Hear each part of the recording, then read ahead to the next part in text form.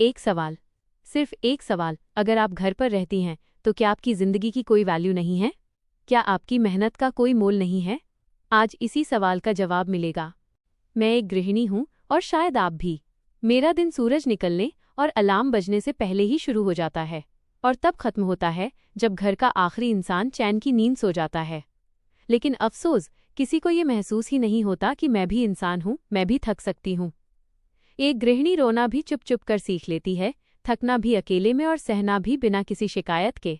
क्योंकि जब वो कभी बोले, जब जरा सा भी अपना दर्द बताए, तो सामने से एक ही रूखा जवाब मिलता है, दिन भर घर पर ही तो रहती हो, करती ही क्या हो। यह लाइन सिर्फ एक वाक्य नहीं होती, यह एक औरत को अंदर तक छलनी कर देती है। क्या आपने कभी खुद को फुर्सत से आईने में देखा है? चेहरा वही है, आंखें भी वही हैं, लेकिन वो पुरानी चमक कहीं खो गई है। हमारे सपने खत्म नहीं हुए थे, बस हमने उन्हें परिवार की खुशी के लिए कुछ समय के लिए टाल दिया था। हम हमेशा यही कहते रहे, अभी नहीं, बाद में देख लेंगे, पहले बच्चों को संभाल लें, पहले घर की जिम्मेदारी पूरी कर लें। और इसी बाद में के चक्कर में पूरी जिंदगी धीरे धीरे निकलती जा रही है। हम दुनिया के हर इंसान के लिए हर वक्त हाजिर रहे, लेकिन खुद के लिए कभी वक्त नहीं निकाल पाए। अपने लिए एक छोटी सी चीज भी लेनी हो तो मन में एक गिल्ट होता है, एक अजीब सा बोझ महसूस होता है। लेकिन जब बात घर की या बच्चों की हो तो हम सोचना भी जरूरी नहीं समझते। हमने अपनी खुशी को ऑप्शनल बना दिया है, जैसे वो जरूरी ही न हो। हम मुस्कुराकर कह देते हैं, कोई बात नहीं, मैं एडजस्ट कर लूंगी। लेकिन कड़वा सच तो ये है कि दूसरों के लिए एडजस्ट करते करते हम खुद को ही पूरी तरह भूल चुके हैं। अक्सर समाज हमें दूसरों की मिसाल देता है।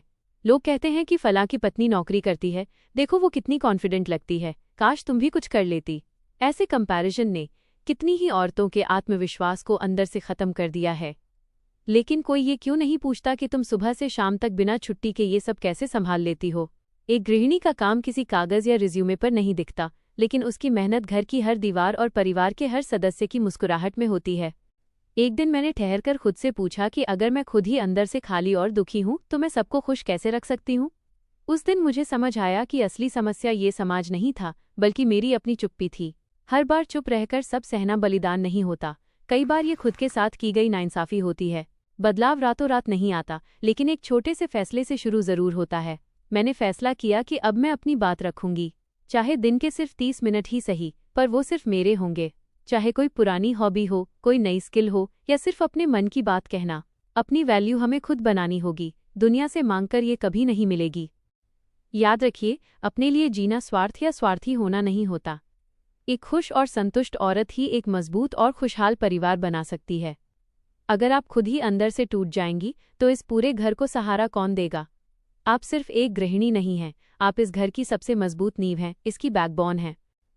अगर आज इस वीडियो की एक भी बात आपके दिल के किसी कोने को छू गई हो तो कमेंट में अपनी मौजूदगी का एहसास कराइए और सिर्फ एक शब्द लिखिए, मैं हूं। और इस वीडियो को हर उस माँ, बहन और पत्नी तक पहुंचाइए जो चुपचाप सब कुछ सह रही है। उसे बताइए कि वो अकेली नहीं है, हम सब साथ हैं।